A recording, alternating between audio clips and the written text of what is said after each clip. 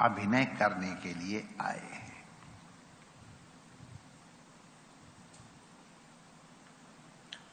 यदि हम अपने अभिनय को ठीक ठीक निर्वाह करते हैं, जो भी अभिनय का उत्तरदायित्व दिया गया है, तो उससे दर्शकों की भी प्रसन्नता प्राप्त होती है और प्रधान नट की जो संपूर्ण रंगमंच की व्यवस्था देख रहा है उसकी भी प्रशंसा और उसकी भी कृपा अनुग्रह की अनुभूति होती है। हमको जो भी इस जीवन में मिला है वो सब हमारा अपना कमाया हुआ है।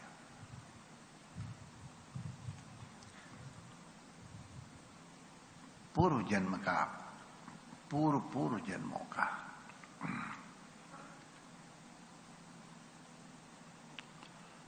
अब हमको जो मिला है उसका सदुपयोग करना है।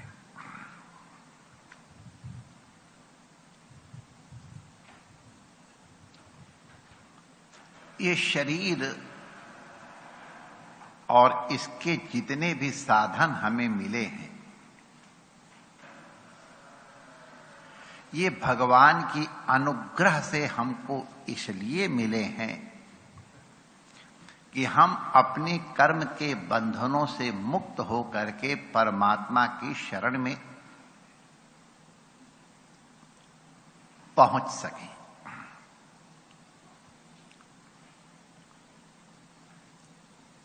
भगवान कबहू की कर करुणा न दे दे।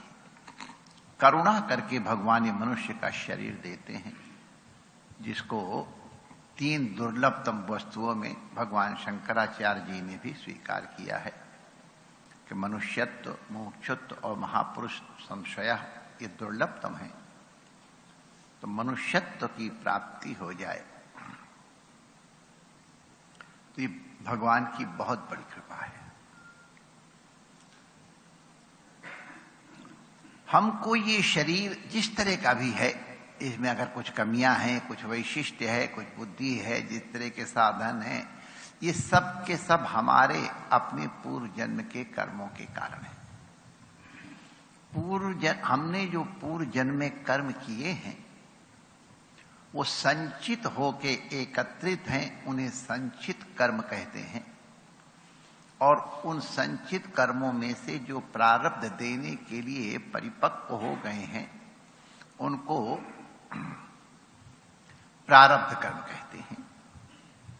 प्रारब्ध कर्म का मतलब ये है कि जो फल देना जिन्होंने आरंभ कर दिया है, शुरू कर दिया, ऐसे कर्म, और उनके कारण ही ये शरीर मिला है।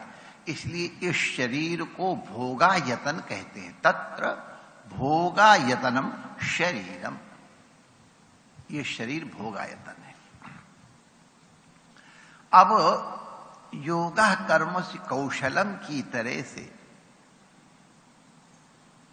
हम अपने कर्तव्य को, अपने नाटक को, अपने नाट्य को यदि कुशलता पूर्वक, ईमानदारी पूर्वक संपन्न करते हैं तो हम इसका कौशल ये है कि हम इसके द्वारा बंधनों से निवृत्त हों। अर्जुन सन्यासी बनना चाहता है, सब युद्ध वगैरह छोड़ करके। भगवान उसको युद्ध में लगाते हैं। भगवान से पूछता है कि तुम कर्मणि घोरे कथम नियोजे ऐसी, तुम मुझे घोर कर्म क्यों लगा रहे हो? मैं जंगल में जाकर तुम्हारा भजन करूंगा। उनका भजन वजन तो कुछ नहीं कह रहे, प्रकृति त्वाम नियोजसी, तुम्हारे प्रारब्ध कर्म तुमको वहां भी प्रेरित करेंगे। तो कहने का तात्पर्य है कि हमको अपना नाटक करना है जो हमको मिला है। ये नाटक हमको ईमानदारी पूर्वक करना चाहिए। हम लोग नए नए शरणागत हुए थे महाराज जी के चरणों में। हमारे पूज्य स्वरूपान जी महाराज भी हमारे साथी हैं। तो महाराज जी ने एक दिन हम लोगों को छोटी छोटी कहानियों से बड़ी अद्भुत शिक्षा देते रहे हैं। ये उनका अनुग्रह ही है। हमको याद है एक दिन हमको एक नट की कथा सुना रहे थे। वो बहुरूपिया का स्वांग करता था नट। और पहले हमने देखा है, अब तो हमको कुछ देखते नहीं, पहले हमने बहुरूपिये बहुत देखा, कभी क्या बन के आ जाते रहे। तो एक बहुरूपिया राजा के पास आया और उसने अपना कौशल दिखाया। राजा ने कहा, अरे ये क्या तुम दिखा रहे हो, ये तो हमने देखा, तुम सेठ बन गए, सेठानी बन गए, ये बन गए, को वो चीज दिखाओ जो हमको भी लगे कि तुमने को दिखाया। तो कहा, हुजूर फिर कुछ समय दिया जाए, अन्नदाता घनी क्षमा। राजा ने कहा, हाँ ठीक है। थोड़े दिन बाद उस राज्य में एक बड़े ऊंचे पहुंचे हुए फकीर बड़ी भारी भारी जटा और सब धारण करके आए। घटाकाश मठाकाश से नीचे बात ही न करें और अधिकतर मौन रहे। रात्रि को उठ करके मोटे मोटे टिक्कड़ धुएं में डाल देते, सिक जाते तो वही पा लेते थे, बाकी दिन भर बैठे भजन करते रहे। लोग कुछ बुलवाने की चेष्टा करें, बस वही दो चार शब्द मटाकाश, या कोई भक्त हुआ तो उसको भक्ति की बात कह करके अच्छा अब चलो। ये हमारे संतों की परिपाटी नहीं है। अच्छा अब चलो, कोई कुछ लेके आए, हमें आवश्यकता नहीं, ले जाओ। त्याग की तो बड़ी महिमा होती है। थोड़े दिन में उनका यश हो गया तो बड़े बड़े लोग आने लग गए, राजा के दरबारी भी आने लग गए, मंत्री भी आए। मंत्री ने भी देखा है तो बड़ा अद्भुत महात्मा है, तो राजा को बुला लाया। राजा साहब, आपके राज्य में देख अद्भुत महात्मा, कहते बुलाओ। कह रहा हूं, कहते हम कहीं नहीं जाते बातें, हमें क्या जरूरत जाने की। राजा को लगा ठीक बात है, तो राजा स्वयं चल के गए। राजा सबसे नमस्कार की इच्छा करते थे, लेकिन संतों के सामने सिर झुकाने की इच्छा रखते थे। राजा पहुंचे और उन महात्मा को उसने बड़े भक्ति से प्रणाम किया। दो चार, राजा स्वस्थ हैं, धर्म में आपकी रुचि है, प्रजा पालन ठीक है, प्रजा पालन, इससे करके वो दो चार उपदेश देके अच्छा राजा चलो। माने राजा से भी कहा तुम चलो। राजा ने कहा कोई हमको सेवा बताओ। बहुत आनंद है, भजन हो रहा है, तुम्हारे राज्य में शांति है, यही करो। तो राजा ने अपने हाथ का बहुत महंगा कड़ा महाराज जी की सेवा में रख दिया। इसको कृपा करके स्वीकार करो प्रभु, मैं अनुग्रहित होऊंगा, कुछ आपकी सेवा में आए। उसने मोर्चा ले जा उसको, चलो। थोड़ा रूखे शब्दों में, महाराज आप कृपा को ले जाओ ना, हम क्या करेंगे इसका, कंकड़ पत्थर का, परमात्मा हमको बहुत देता है। राजा को मन महसूस करके वापस लेना पड़ा। राजा कह दे, अच्छा तो मेरा प्रसाद मान के ले जाओ, चलो। तो राजा ने कहा अच्छा आपका प्रसाद समझ के ले लेता हूं, माथे पे लगाया और राजा पहन के चला गया। बड़ी श्रद्धा से राजा प्रणाम किया। दूसरे दिन बहुरूपिया दरबार में पहुंचा। अन्नदाता घनी क्षमा, अन्नदाता की जय हो, आपके व्रत पौरुष की जय हो, सरकार इनाम दिया जाए। इनाम कहेगा भाई? तू तो उस दिन बाद आज दिखाई पड़ रहा है, क्या तूने दिखाया जो मैं तुझे इनाम दूं? कहन हुजूर इनाम देने लायक ही काम हुआ है। क्या बात? कि वो जो महात्मा आए थे ना वो मैं ही था। अरे तू था बहुरूपिये? अरे दुनिया तेरे को मत्था टेक रही थी। हाँ राजन, आप भी गए थे। वाह, बहुत अच्छा स्वांग रचा तूने, शाबाश। लेकिन एक बात बताओ बहुरूपिये, मैं तुझे क्या इनाम दूंगा, कितना दे दूंगा, तू बता। हुजूर जो आप देंगे हमारे सिर माथे पर। अरे मैंने तुझे इतना कीमती कड़ा भेंट किया था, अगर तू वो कड़ा ले जाता तो कितना महंगा था, तेरी कई पीढ़ियां मौज मारती। महाराज जी ने ये बात कहने के पहले हम लोगों ने कहा, बच्चा तुम लोग सावधान होकर सुनो। बहुरूपिया ने कहा, हुजूर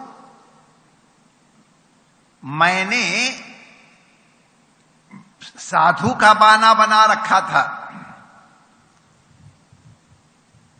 मेरे नाटक में कलंक लग जाता अगर मैंने आपका कड़ा ले लिया होता। मैं अपने नाटक के लिए ईमानदार नहीं रहता, मेरे फेक को लाज आ जाती, इसलिए मैंने नहीं लिया। महाराज जी ने हम लोगों को कहा, बेटा तुम लोगों ने जो वेश धारण किया है, इस वेश की इज्जत रखना। तुम्हारे कर्तव्य के कारण जैसे बहुरूपिया सावधान, वो तो नकली साधु था, और नकली साधु भी इतना सतर्क है कि मेरे कड़ा ले लेने से वेश में कलंक लग जाएगा। और तुम लोगों ने तो वास्तव में धारण किया है। कभी कोई ऐसा आचरण मत करना जिसके कारण वेश के ऊपर तुम्हारे आचरण से लाज लगे, तुम्हें या तुम्हारे बंधुओं को, गुरुजनों को लज्जित होना पड़े। ये तो हम लोगों को उन्होंने सुनाया था, लेकिन इसी तरह से माय डियर, हम लोगों के बहुत से नाटक, कहीं हम पिता हैं तो कहीं हम पुत्र हैं, कहीं हम भाई हैं, कहीं हम क्लर्क हैं, कहीं हम ऑफिसर हैं, कहीं हम व्यापारी हैं, कहीं हम अध्यापक हैं, कहीं हम विद्यार्थी हैं। जो भी हम नाटक कर रहे हैं, उस नाटक को यदि हम उचित प्रकार से निर्वाह करेंगे तो परमात्मा की प्रशंसा हमको प्राप्त होगी। स्वकर्मणा तमभ्यर्च सिद्धिम विंदति मानवः, ये ध्यान रखो।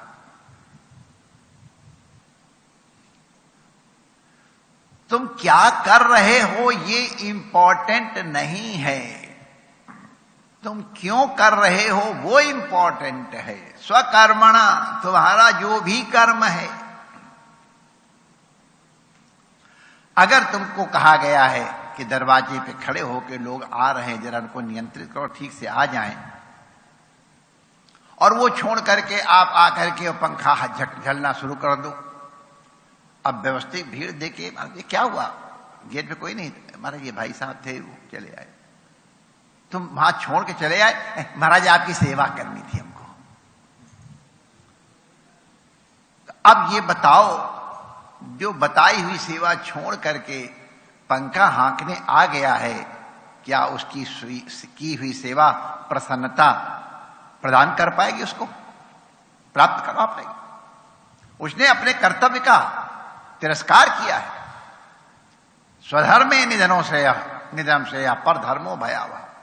हमको जो कर्तव्य दिया गया है, अगर हम व्यापारी का कर्तव्य कर रहे हैं तो हम ईमानदार व्यापारी बने, अगर हम ग्राहक बन के आए हैं तो ईमानदार ग्राहक बने।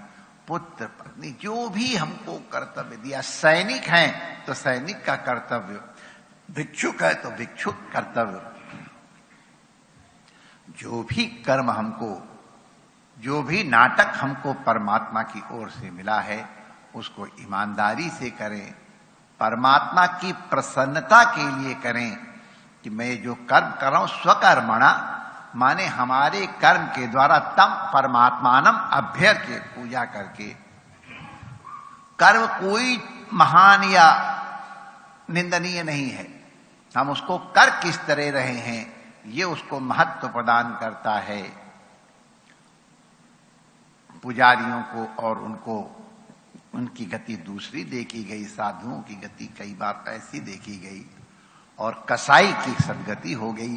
अरे जूता बनाने वाले को सदगति मिल गई, वेश्या तक को सदगति मिल सकती है। तो माय डियर, उनके कर्म भले उतने प्रशंसनीय न हो, लेकिन जिस भावना से वो कर रहे थे उसके कारण वो वंदनीय हुए हैं। हमको जो नाटक मिला है उस नाटक को इस तरह से करें, उस प्रमुख नाटककार को हमारी प्रसन्नता, उनकी प्रसन्नता हमको प्राप्त हो, हमारे बाने को, हमारे कर्तव्य में कोई खोट, कोई कलंक, कोई निंदा का बात न आने पाए, ये हमको सावधानी रखनी है। पूज्य संतों के चरणों में वंदन करता हूं, आचार्य से ऋषि कुमारों का अभिनंदन करता हूं, सभी यहां उपस्थित और विज्ञान के माध्यम से अवलोकन कर रहे आप सबको भी मैं शुभकामनाएं प्रदान करता हूं। किसी ने हमसे पूछा था कि आपने कहा था वो कैसे होगा, तो उसका ये उत्तर है कि तुम कर्म क्या कर रहे हो ये मुख्य नहीं है, क्यों कर रहे हो ये मुख्य है। जो भी कर्म करो प्रभु को समर्पित भाव से करो, यह हो जाएगा। जय श्री कृष्ण।